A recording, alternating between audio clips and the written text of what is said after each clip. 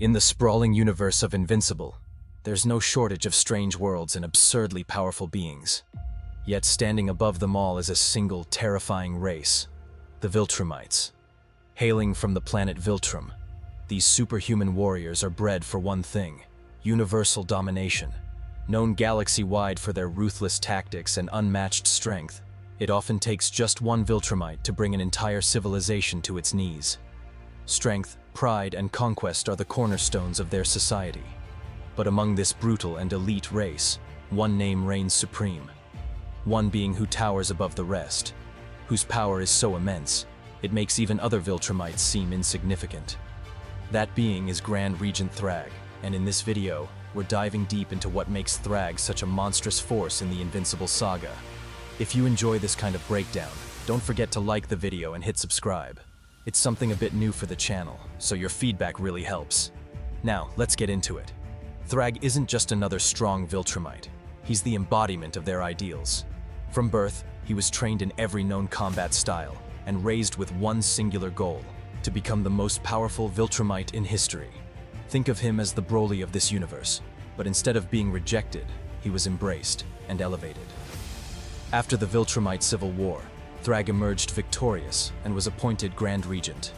Not long after, the Scourge virus devastated the pure-blood Viltrumite population, reducing their numbers to just 50.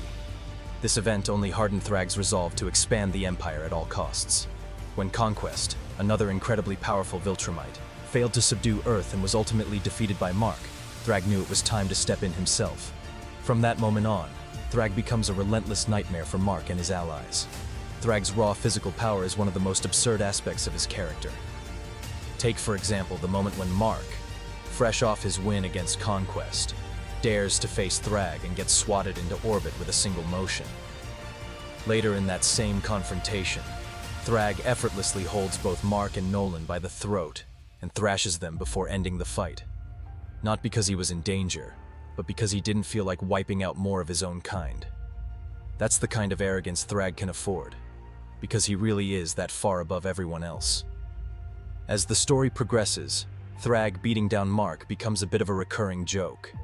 Even though Mark gets significantly stronger as the series goes on, it never seems to matter much when he's up against Thragg.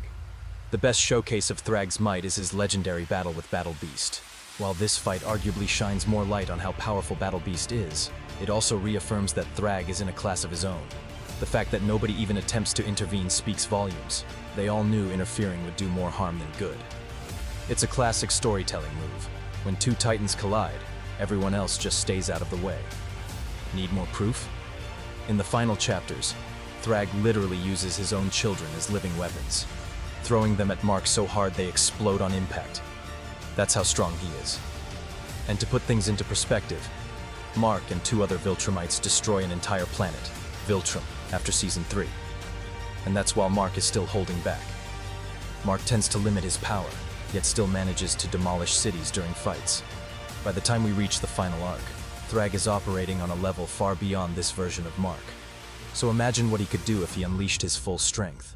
Let's not forget, Thragg can go toe-to-toe with Battle Beast, a guy who tears through Ragnars like they're nothing. Creatures that regular Viltrumites are told to avoid entirely. If Mark is to Nolan what a rookie is to a seasoned pro, then Nolan is that same rookie compared to Thragg. When it comes to speed, Viltrumites are absurdly fast in general, but Thragg still stands out. In his first encounter with Mark and Nolan, Thragg catches Mark mid-flight while Nolan tries to delay him. Then, just as Nolan closes the distance, Thragg reacts instantly and impales him. That single moment showcases both his reaction time and travel speed. More impressively, Thragg manages to dodge Space Racer's Infinity Blast. That's a big deal, considering Space Racer is fast enough to chase a Viltrumite from one solar system to another, a feat that implies faster-than-light capability. During their encounter, Thragg not only keeps up with Space Racer, but outmaneuvers him in combat, even while moving unpredictably. After Nolan's first fight with Mark, he retreats to a planet in the Virgo supercluster. Using a conservative estimate from real-world astronomy, that's roughly 25,000 light-years away, and Nolan gets there in a week.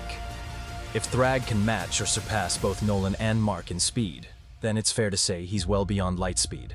Thragg's durability is every bit as crazy as his strength. In most of his fights, he shrugs off attacks like they're mosquito bites. When Dinosaurus tries to land a hit, he ends up breaking his own hands. Nolan shatters his fist trying to punch Thragg in the head.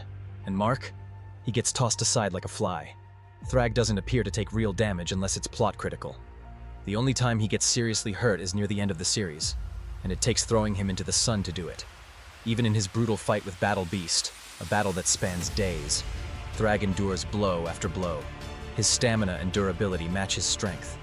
It's implied he might have died from that battle if the Thraxans hadn't rescued him in time.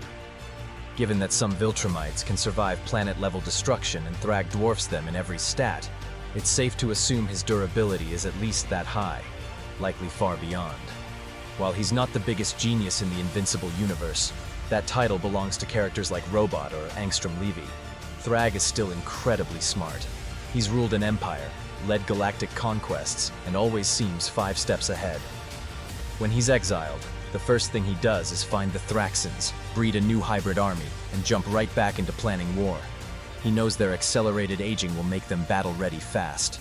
Later, during his rematch with Battle Beast, he even exploits a self-inflicted wound the Beast gave himself, showing he's tactical in the heat of battle. He's a cold, calculating general who will do whatever it takes to win. Thragg enters his final war wielding 2 Ragnars on chains like attack dogs. The same Ragnars that most Viltrumites are terrified of. And yes, he actually uses them to rip through his enemies in battle. Absolute chaos. His resolve is equally terrifying. Nothing but death can stop Thragg once he's committed to a goal. He literally fights inside a star and still keeps going. That's the kind of monster we're dealing with. His debut sees him take on Mark, Nolan, Oliver, Battle Beast, and Thetis, solo. He defeats them all, only sparing the Viltrumites because he values their potential. Later, when Mark punches him in the face, Thragg doesn't even blink. This is the same Mark who defeated Conquest. When Dinosaurus attacks, he only injures himself. Upon discovering Nolan's true heritage, Thragg attacks him during a peaceful moment. When other Viltrumites intervene, he gets jumped. But he wasn't fighting back, so it's not a true loss. His encounter with Battle Beast is iconic. They team up briefly to kill some Ragnars, then go all out for days. Thragg wins, but barely. He even wears Battle Beast's pelt afterward.